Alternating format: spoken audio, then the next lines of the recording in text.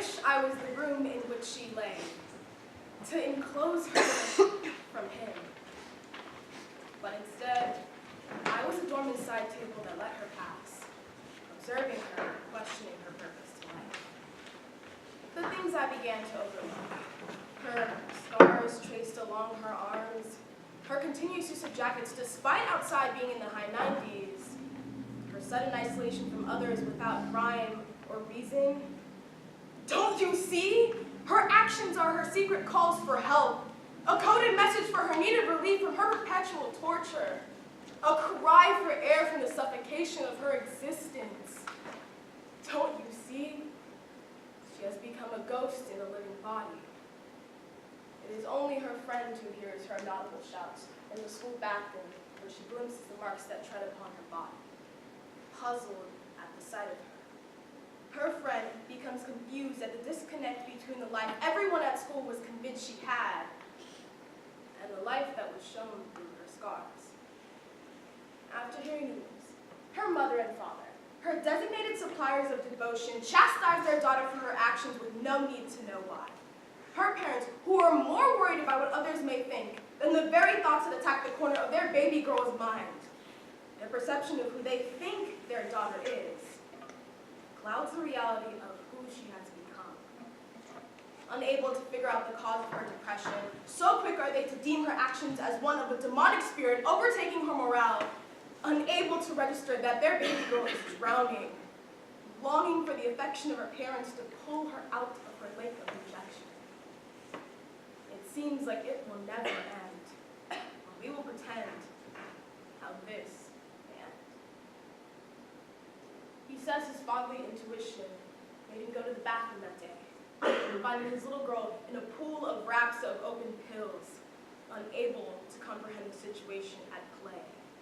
It still puzzles me how you were able to guard your consciousness behind curtains of nativity, even if it means abandoning your baby girl in her fights against the evils of this world. Where was your fatherly intuition when the eyes of your own screams out, unable to see the worth in living? But how could I be so naive? So busy worrying myself about finishing the newest episode of a reality TV show when my little sister's reality broadcasted her being consumed by her exposure to the tear gas of life, not knowing that I could be the last source of air in her gas chamber. I find myself fighting back the screams built up inside me. My fist tried to cover the speaker of self-blame that torments me in the day, unable to forgive myself of all the things I didn't say, until it was too late. In the wake of her latest attempt, they placed her in a facility, assigning her to a number, treating my little sister's life as if it was merely an experiment they could place a hypothesis on and send her on her way, allowing her to continue to suffer, telling her her feelings were just a phase, a misunderstanding, an overreaction all in her head. Let's talk about your feelings, they say. I completely understand what you're going through, they say. But how can you understand something you have only studied in the limitations of a textbook? How can you understand when you have mansplained your affliction upon her, leaving her no chance to explain her own conviction? Enclosing her into a box, labeling it as you wish, asserting you understand her 16 years of living from a 30-minute therapy session. I'm told to be strong for her, to be happy for her, to not let her life be statistic. But the constant river of stereotypical obligations I am held against produces waves of figures that line up to what they warned me not to be. 2 years have passed since her attempt. I'm in college now.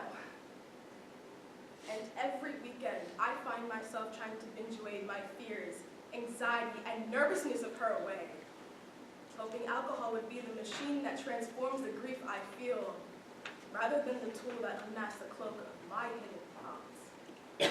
When I ask my therapist how I can get control of my life back, they say I must not think about it, that my primary focus should be on school and happiness. But what they don't understand is that my constant worry about her mental health has become a ringing in my ear that won't turn off despite my mind trying to be the fists that block out the sound. I I tried to block her out. Block out what she's done. Block out what she'll potentially do. Block out what I didn't do. Block out what the world continues to do to her. I try. Believe me, I do. But there are some nights when my panic of her well-being moves from a ringing in my ear to a chill in my spine, immobilizing my movement. My voice has become my last resort. I want to scream to the world. The girl in the school bathroom, she's my sister. The little girl you found in her pool of open pill wraps, she's my sister. The girl you ignore and walk past without a second thought, she's my sister. The girl who was drowned by the sadness for continual disappointment to her parents, to me, to the world, to herself. She's my sister. She is not a failure. She is not unworthy. And she is not overthinking. She's my sister. God, she's my little sister. Every night I ask myself, how can I forgive myself for not being the room to lock her in, sheltering her from harm? How can I forgive myself for not being the ledge to hold her back from falling?